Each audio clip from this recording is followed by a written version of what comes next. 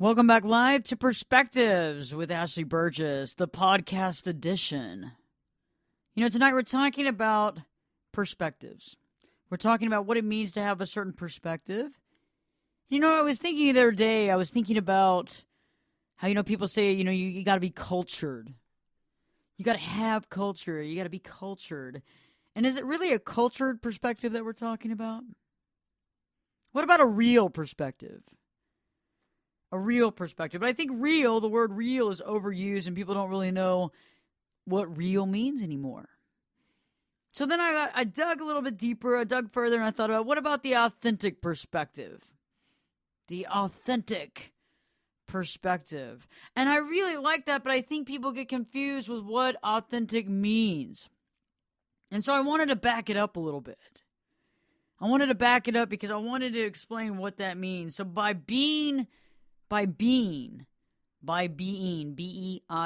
by being in the present moment, you are authentic. Meaning that let's talk about the present perspective, right?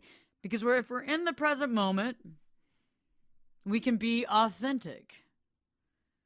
Because you can't be authentic when you're living in the past, and you can't be authentic when you're daydreaming about the future.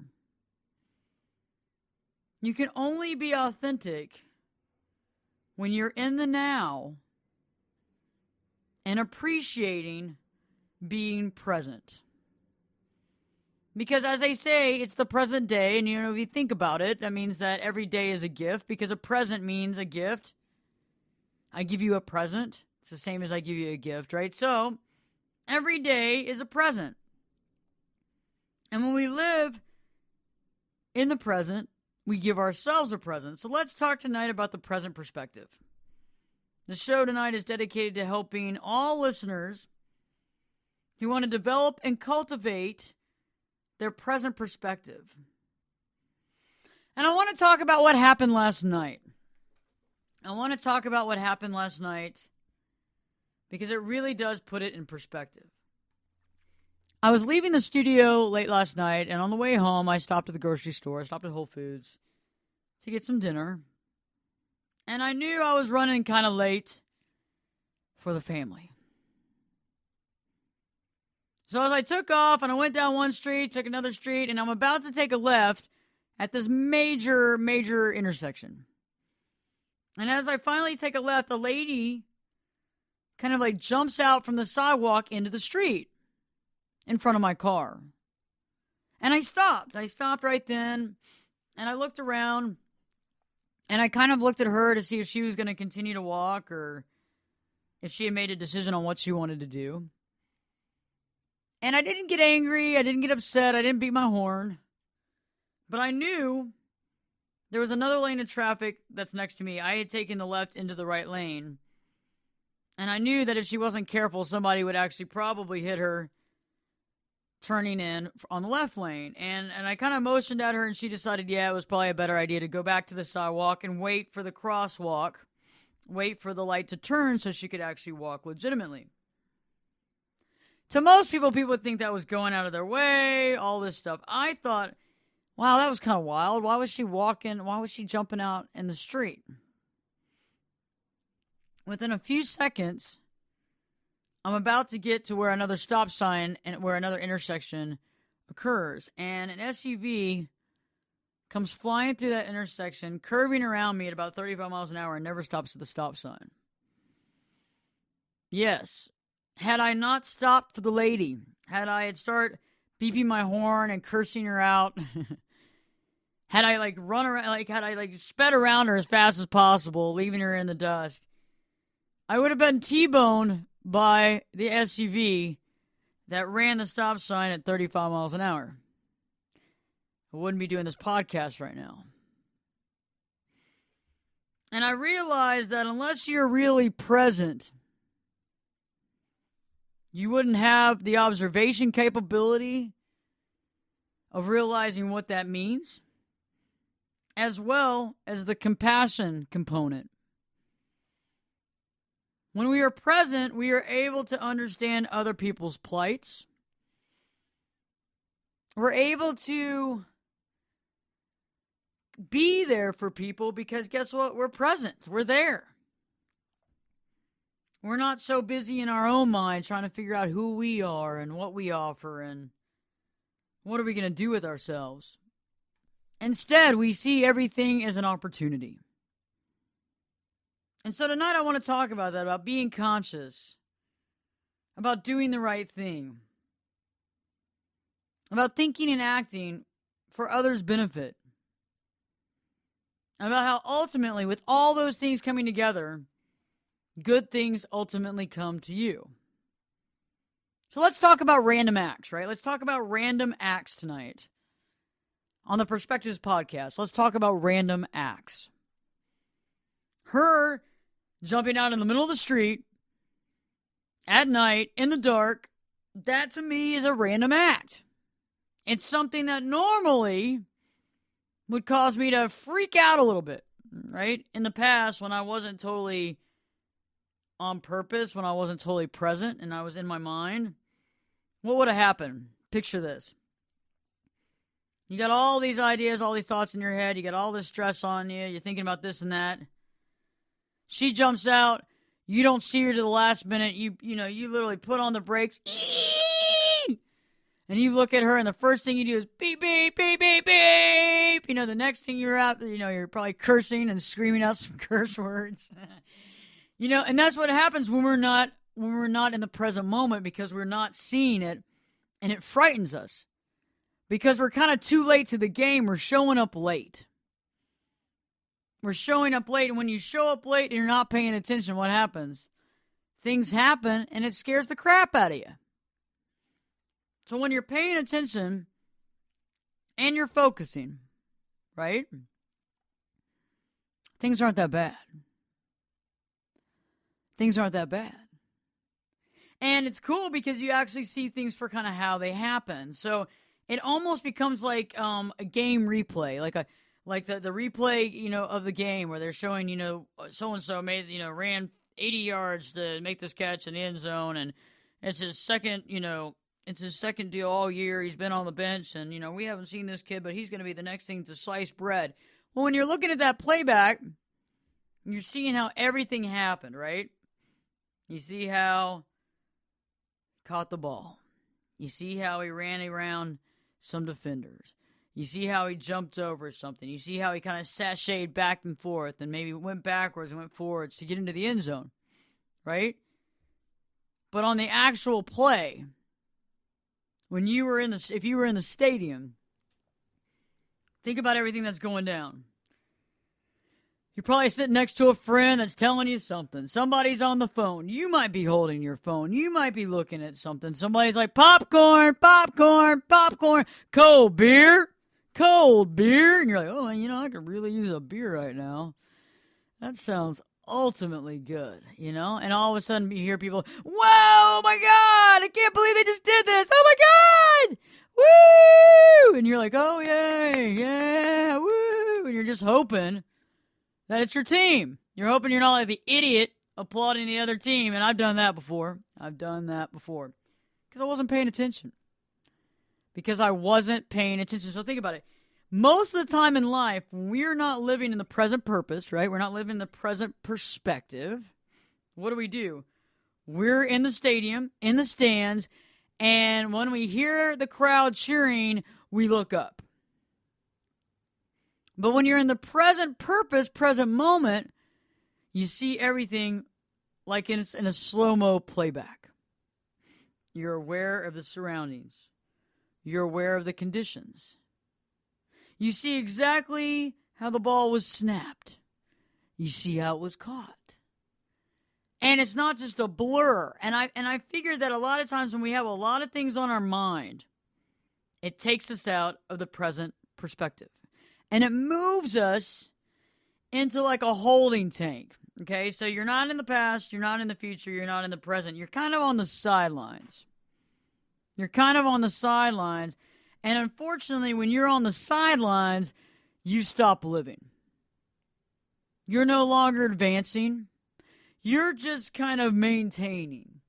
You're surviving. You're breathing. But you're not really moving towards something. And so when you think about these random acts, you think about them, instead of freaking out at the last minute when that lady runs out into the street, you go, oh my God, oh my God. Instead of that, when you're present, you see it. Because you're observant, it didn't scare you. But on top of that, because you're present, you actually have compassion. Now, you don't really know why she jumped out, and some of you might think it's foolish, but yet the last thing you want is something happening to her on your watch. You don't know her, but God's sakes, you're going to make something, nothing happens to her. And so you take your time. And then you also go back into the present moment again. Think about it. Yes, I'm late. But am I theoretically running late? I'm not running late for life. Yes, I might have said I might have been home a little earlier. But what's a few minutes? And am I going to just race through that time from work to home? No, I'm actually going to be present on my way home. I'm going to make it a adventure. I'm going to learn. I'm going to have fun. I'm going to be entertaining. I'm going to entertain myself on the way home. Because how do I know that time in the car is not going to be a fabulous time? And how do I know that the time home is going to be worth racing home for? Do you see what I'm saying? For example, okay, when I was younger, women do this all the time. Okay, we have a date. The date gets set on Sunday night. You get a date on Friday night. And you think about that date from Sunday night to Friday. What you're going to wear, where you're going to go, how great it's going to be. And what ultimately happens? It's either not that great or it gets canceled. And you've been waiting on this all week for something that doesn't actually come to fruition. So let's take that same role and that same thought process into last night's drive home from the studio. Okay. In car. Driving. For a split second, I think about how I'm late, but then I realize I'm in the present moment, so it doesn't really matter. So I just need to calm down and just drive and be part of the road, part of the car, part of life's adventure. Take a left. Lady jumps out in front of my car. I stop. And I kind of already knew she was because I was very observant because I'd already seen her as I was making my left turn. I didn't have a lot on my mind. I've been living clean, so there was not a lot of anger, stress, depression, anything like that. Clean living really does help you out. It takes the burden off you. You're not looking over your shoulder, all that good stuff. And I wait for her. And I kind of figured for a split second. At first, I'm like, man, this sucks. What's wrong with this lady? She needs to get her head out of her ass. But then, all of a sudden, I went back into my present purpose and my present perspective and went, you know what? There's got to be a reason for this. And even if there's not, maybe I was just the one that was going to stop. Okay? After I kind of looked at her and we examined the situation and she realized that I had stopped to try to help, but that nobody else was, she went back and she kind of waved. At that point in time, I slowly meandered on. At that time, a car comes swirling around from an intersection. Had I been there 2 seconds earlier, they would have T-boned me. Okay? They had not stopped. And at least I was far enough away that when I saw them run it, I was not going to get hit. And nobody else got hit for that matter. It was wild. There was like me, and that's it. And I had that direction and that lag time because of the lady that everything worked out. So think about it. When you put all this stuff together, that random act of her walking out saved me, possibly saved her, but changed the situation. But the real thing that changed the situation is the way that I behaved and how I acted. Had I gotten so angry, beat my horn, and swerved around her, I probably would have been in the hospital. Or I certainly would have been out there on the street waiting for the police and my car to be towed somewhere. That would have been awful. And then I would have felt really bad, too, because, man, I mean, like, this is bad. Like, I didn't help her out, and then look what happened karmatically. That could have been a karma-type situation, too.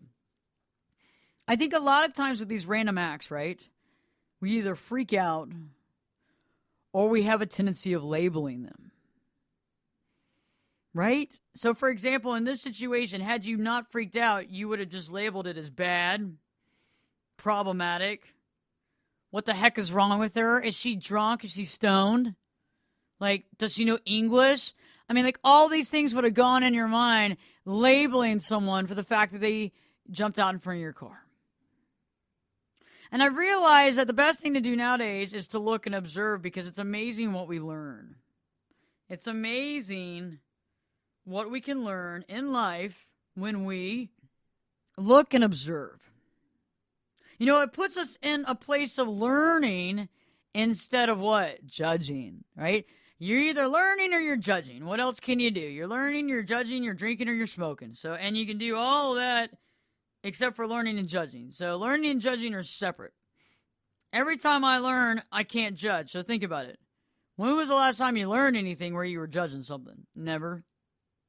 Give me an example. Please write comments on that if you remember majorly learning something and you were judging it at the same time. If you figured out that, I want to hear from you.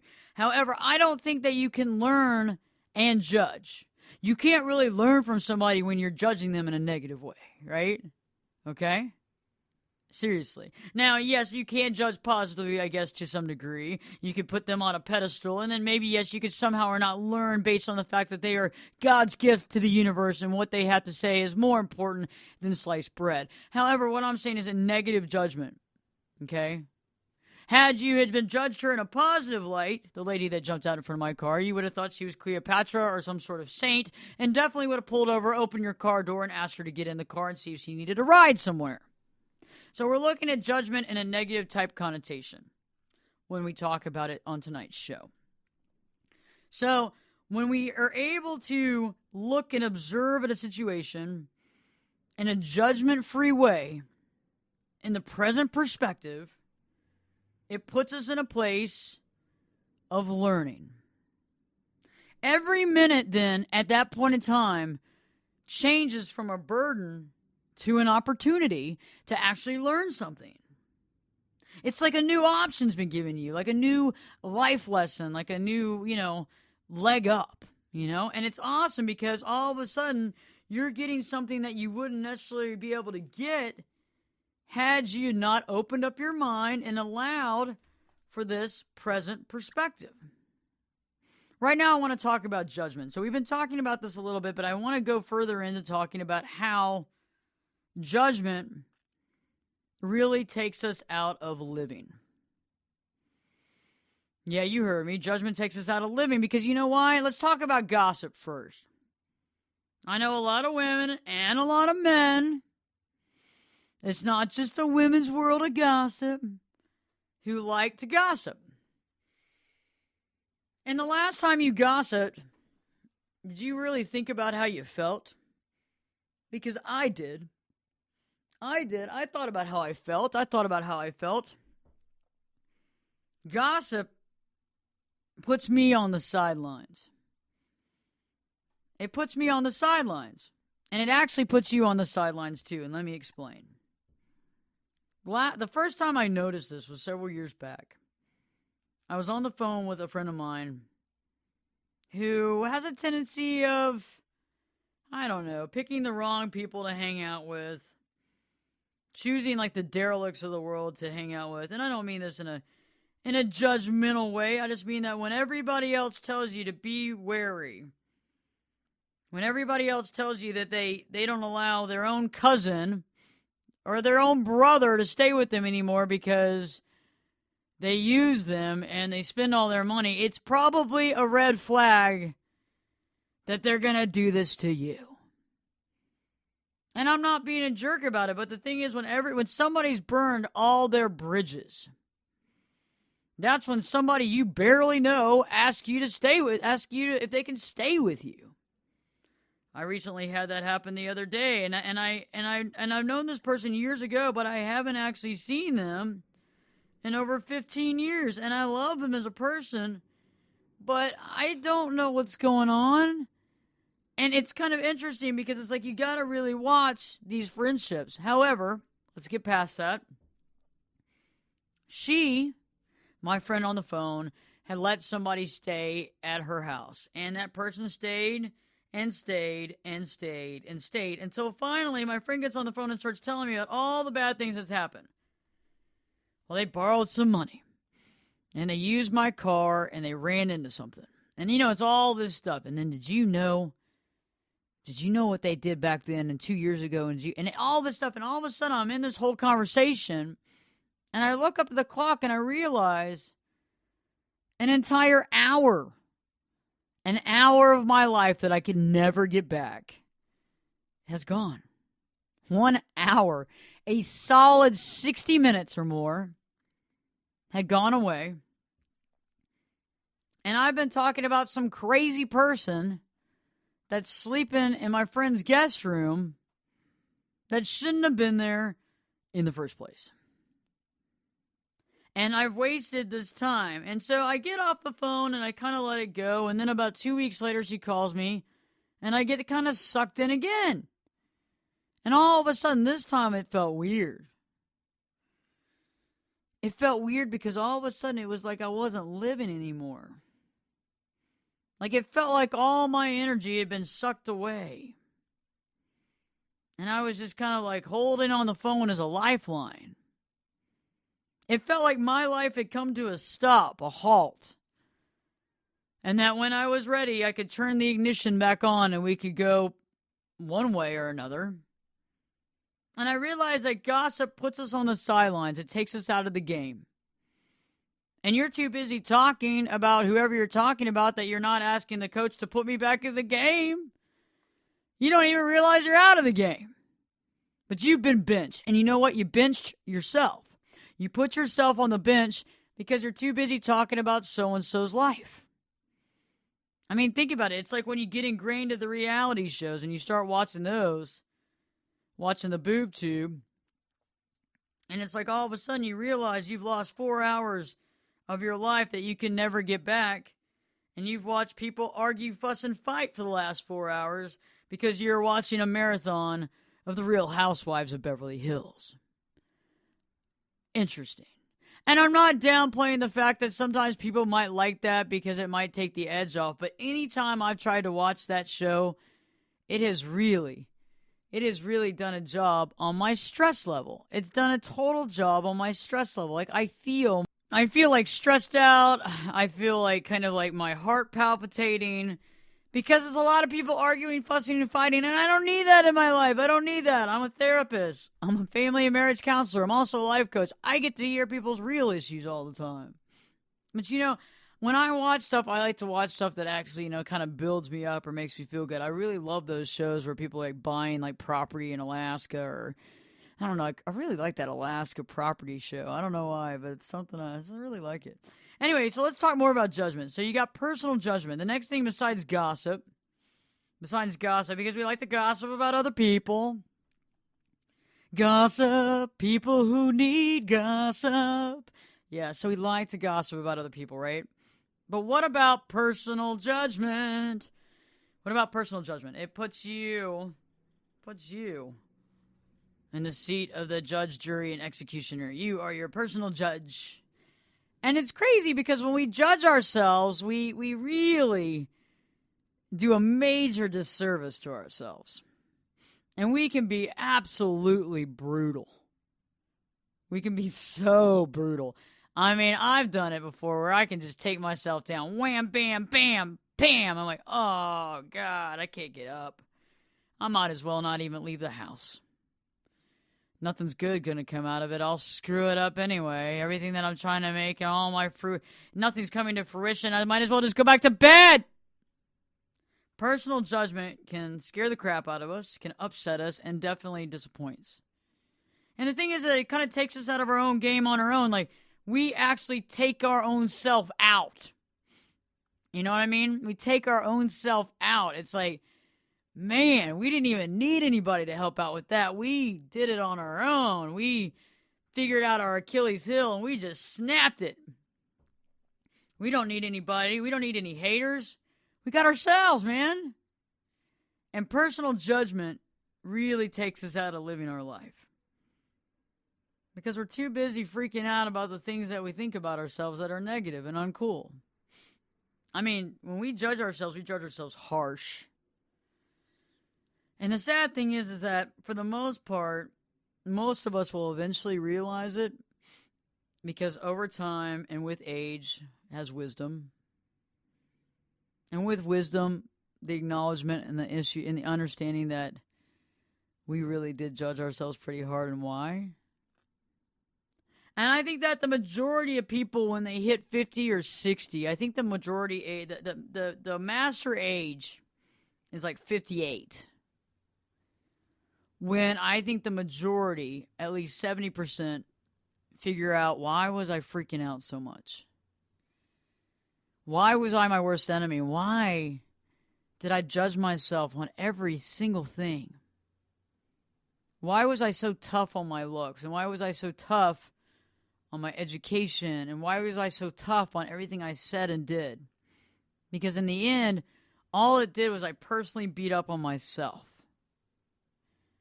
And so personal judgment takes us out of living because you know what it just does.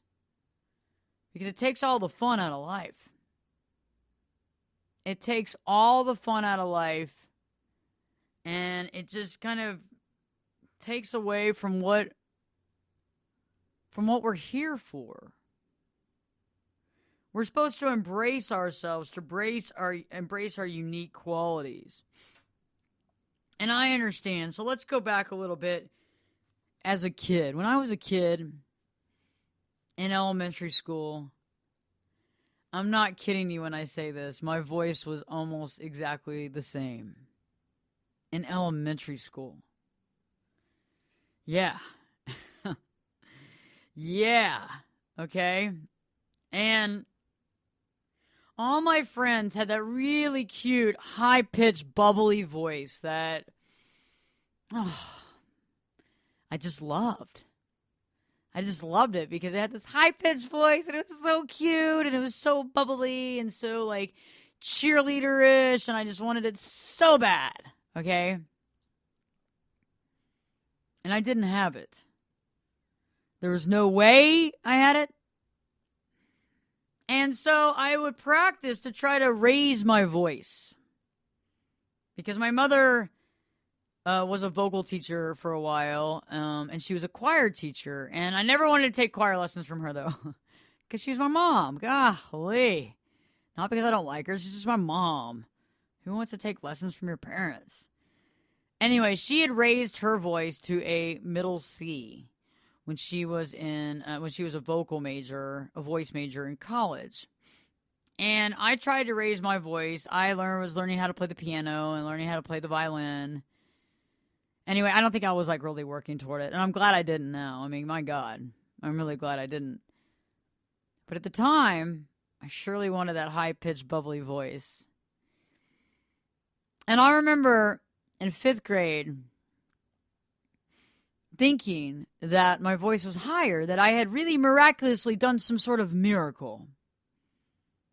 And I was going to call my friends, and they wouldn't know who it was, because my voice would be so high compared to what it is now. And so I called my friend Melinda, and I remember I called Melinda up because I was going to ask Melinda and a few of my other friends to come over to the house for a swim party. And so I called, and I was like, "Hi, Melinda, it's Ashley." I know, I kind of sound like Kermit on that. Anyway, I was like, "Hi, Melinda. Hey, how's it going?" That's what it was, because I didn't say when I was like, "How's it going?" And she was like, "Hey, Ashley." And I was like, "Oh, darn it. You know, that sucks." And I was like, "How did you know it was me?" And she's like, "What do you mean, how did I not know it was you?" And I was like, "My voice." And she goes, "Yeah." I was like, I was trying to raise it. She was like, "Oh, that was a good job, Ashley. You're trying." "Yeah, what's going on?" I was like, "You want to come over?" She's like, "Sure." Well, I tried it on a few other people. Same.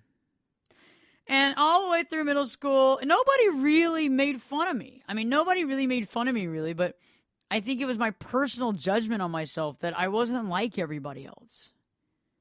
And, when you're young, you just kind of want to be like everybody else. And a lot of adults, for that matter, want to be like everybody else, too. That's why we live up to try to be like the Joneses or the Smiths or the Adams or whoever hell you want to be like. You want to be just like them. You want to have a house like them. You want to have cars like them. You want to have a wife that gets collagen and Botox like their wife. You want to have kids. One kid that's obviously a football player and is going to get a football scholarship, and the other kid definitely not gay, straight, and is going to be a businessman. Everybody wants to have that. A lot of people, not everybody. That's one of those extremes. But a lot of people out there want to follow the Joneses. And so it's like they never grow up from middle school. I mean, heck, I don't care if my son is a doll maker. You know what I mean? I'm happy that he's unique. And I'm happy he's happy doing what he wants to do. However, let's go back to my voice. So in college, it wasn't until college, okay, where I got my first compliment. The first compliment on my voice. The first time. And when they were complimenting me, it was a guy that my big sister in sorority was dating. And when he gave me this compliment, I did not know how to react. I actually got quiet because I thought he was just really seriously making fun of me. And it was that personal judgment coupled with the unknown that really just set me off. And I just got quiet. And I just kind of sat there and I almost cried. Like I almost started crying. This was my freshman year of college. I almost started crying. And the guy looks at me and he goes, "Are you okay?" And I was like, yeah, that was funny. And he goes, what was funny? And I go, oh, I know my voice is low. I get it. You know, it's something I've dealt with my whole life. And, you know, I've always tried to raise it. And, you know, it is what it is. But, you know, it's funny. That was a funny joke. That was funny. And he's like, I don't understand what you're talking about. And I was like, I know you made a joke about my voice, and that's cool. And I know. And he's like, quite the contrary. Actually, I kind of just hit on you. I think your voice is the sexiest voice I've ever heard. And he said, and if I wasn't dating your friend and you weren't so young, I would definitely consider going out with you. And I would hope that you would go out with me. And I was like, oh my God.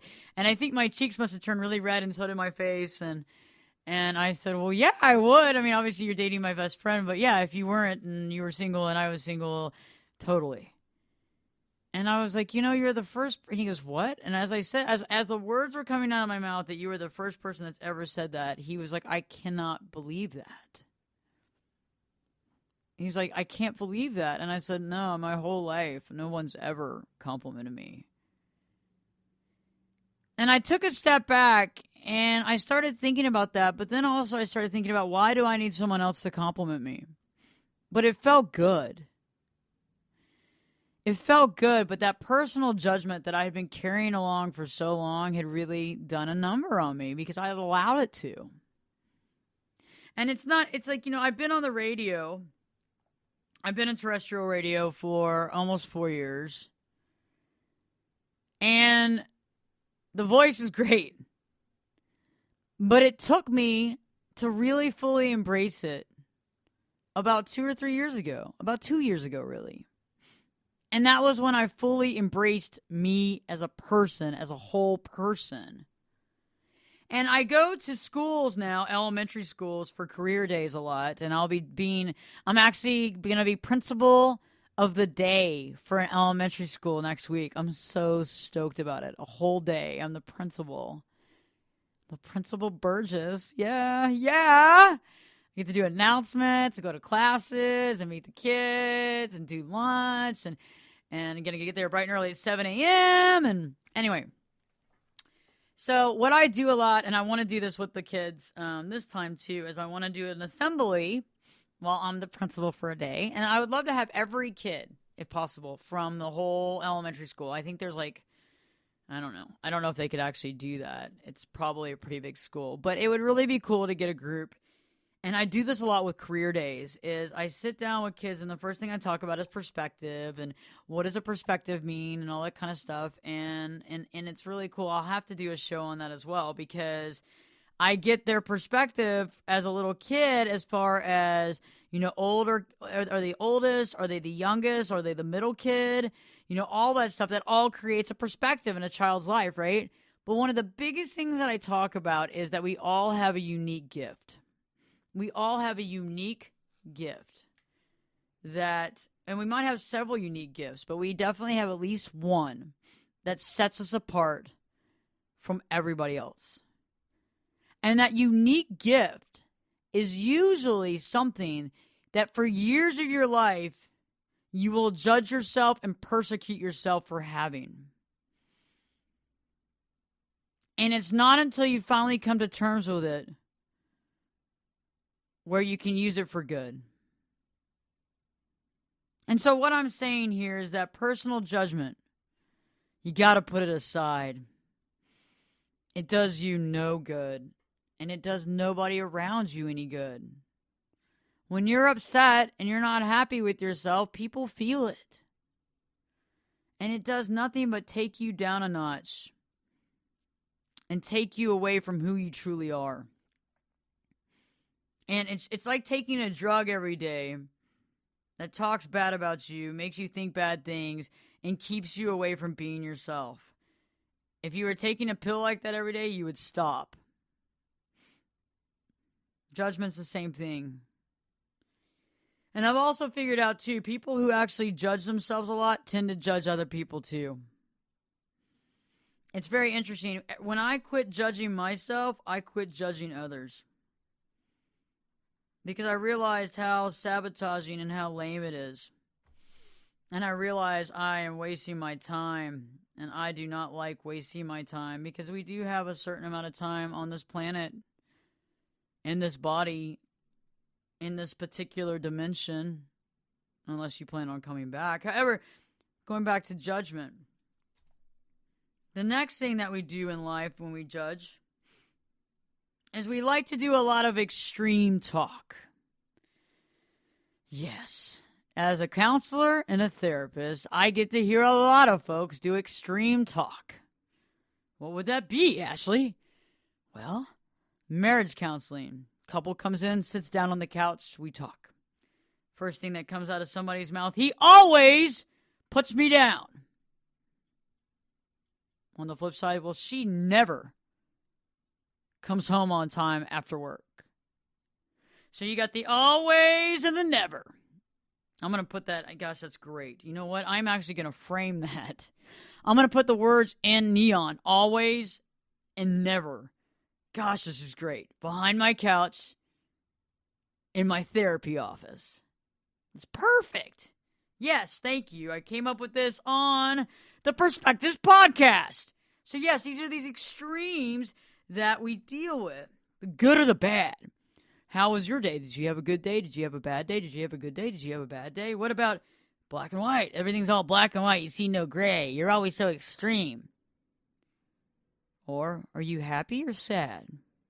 Happy, happy, or sad? It's all limiting definitions for your life. Think about it.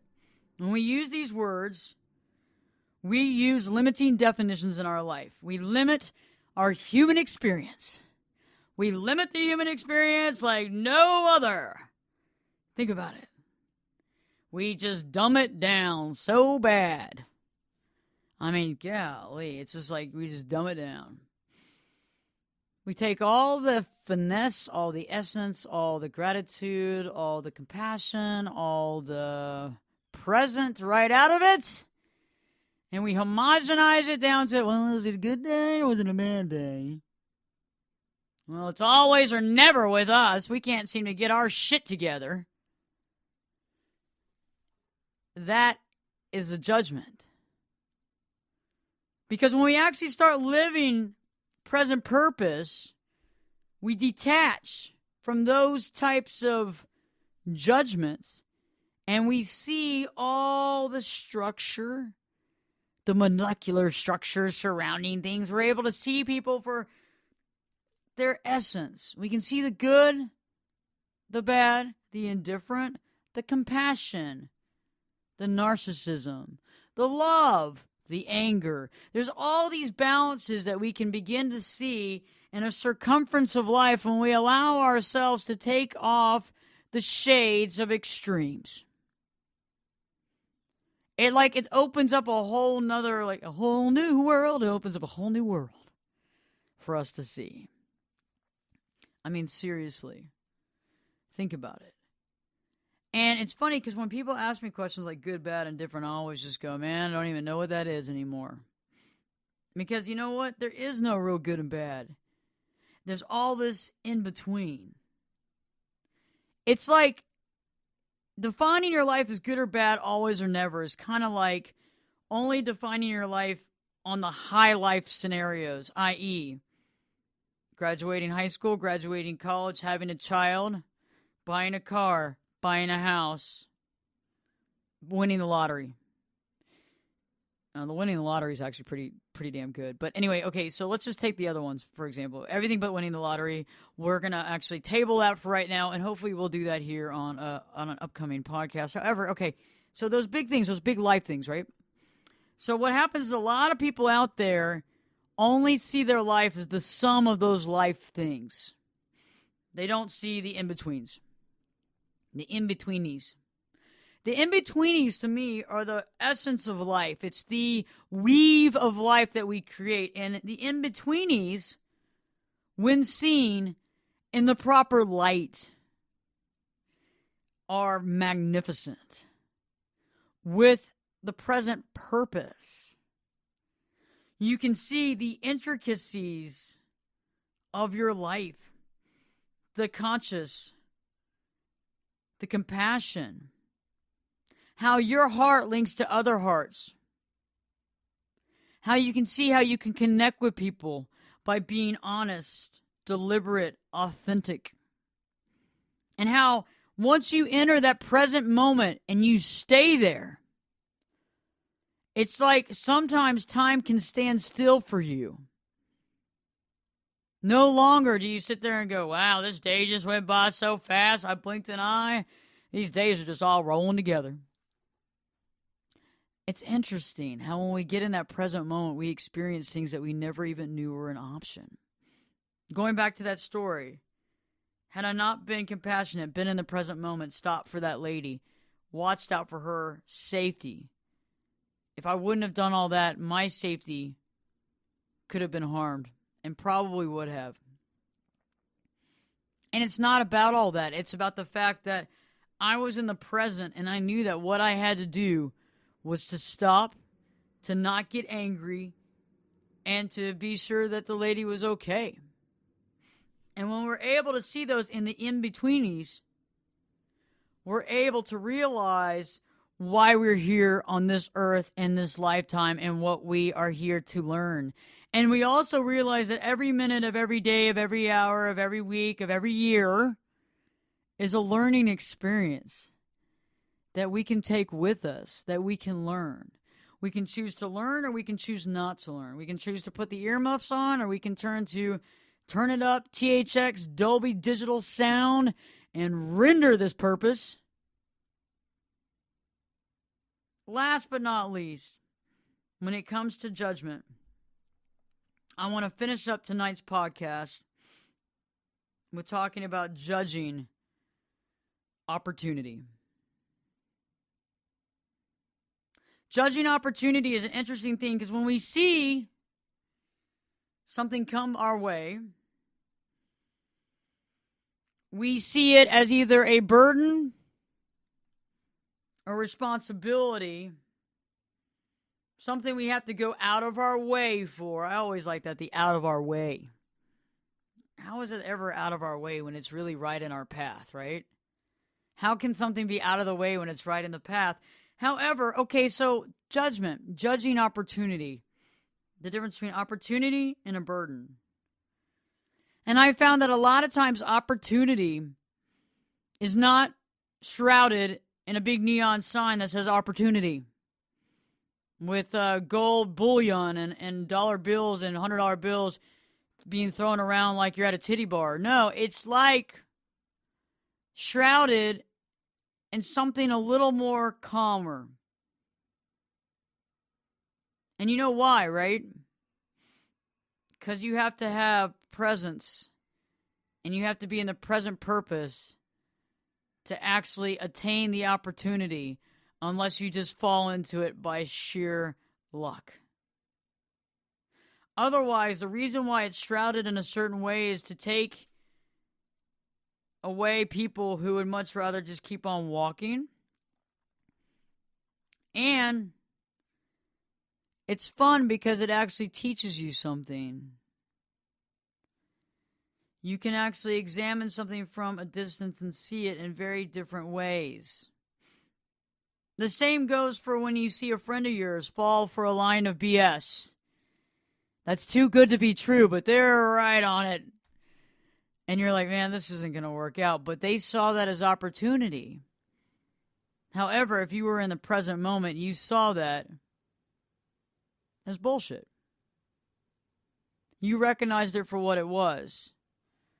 But they weren't in the present moment. Why? Because they were outside of the present moment, hoping, visualizing, thinking of the future.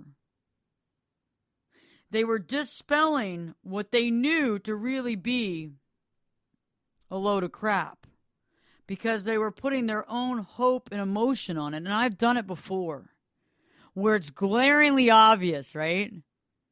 But I wanted it so bad to be true. And what happened? Yeah, it hurt. Because in the end, I got hurt.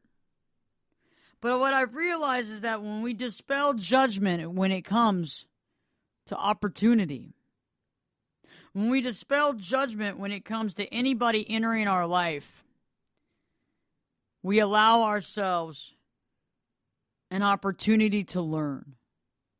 Whether it's something that you decide later on or you decide then, well, it's not really for me, but thank you so much, have a great day. Or you go, you know what, I'd like to learn a little bit more. Whatever side of that coin, or you may choose to observe. I'd like to wait a little bit and observe. And you know what? Nobody can push your hand. Nobody can force you. It's your life. And the greatest thing about being an observer sometimes in a present moment is that you can see things, you can learn things, and you can understand.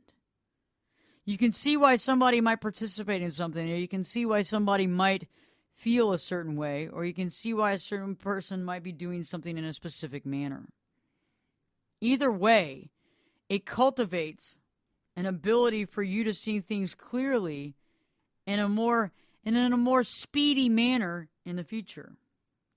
It allows you to be more observant, to see things, to honestly understand, for them to register, but then for you to see even a bigger colored picture. No longer is just one square colored in the coloring book on that one page. Is you start seeing the image. It's like when you have a puzzle and you see like one piece and you don't really know what it is, and you didn't like fudge and go look at the cover or anything like that. You decided you were going to do this by hand, figure it out, and you got like a couple pieces. You're like, what the heck is this? However, when the pieces start coming together, you start seeing the reasons for things. And you start realizing that some things were not meant to happen. And better yet, some things needed to happen to predicate something else to happen. And that, my dear, is the opportunity.